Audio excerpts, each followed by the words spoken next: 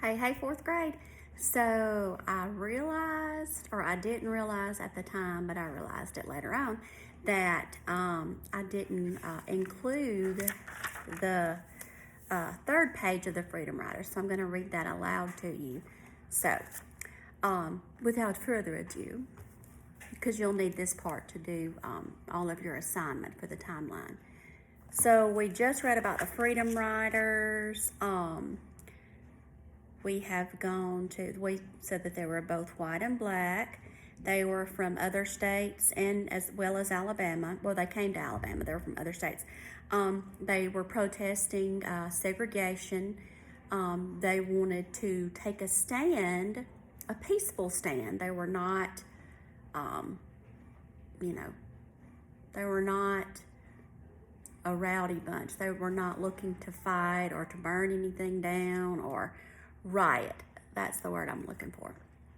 They came in peace, but that was their way of taking a stand peacefully.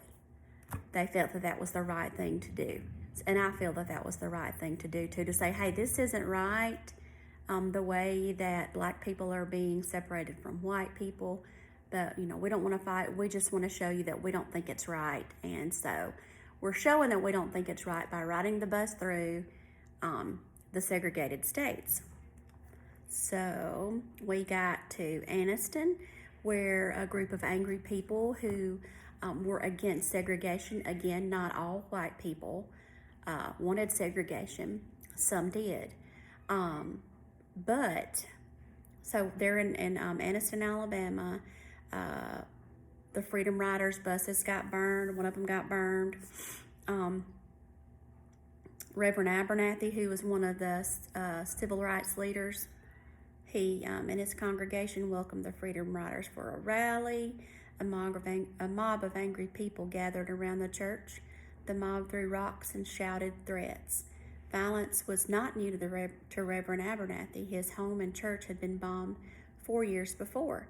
A civil rights leader, Reverend Thomas Gilmore, said, Ralph David Abernathy was tough as iron. Activist Andrew Young said he was a source of strength for us all. And here's the new part. To stop the violence, U.S. Attorney General Robert Kennedy sent federal marshals to Montgomery, Alabama. President John F. Kennedy said, the Attorney General has made it clear that we believe that everyone who travels, for whatever reasons they travel, should enjoy the full constitutional protection given to them by the law and the Constitution. Segregation ended on buses, trains, and airplanes that traveled between the states. It also ended in terminals such as those at bus and train stations. By 1962, U.S. Supreme Court rulings ended all segregation related to public travel. Civil rights leaders then began to challenge the segregation of all public places. Many whites wondered why blacks were pushing hard to reach their goals. Dr. Martin Luther King Jr. answered when he said, for years now I have heard the word wait. It rings in the ear of every Negro with piercing familiarity. This wait has almost always meant never.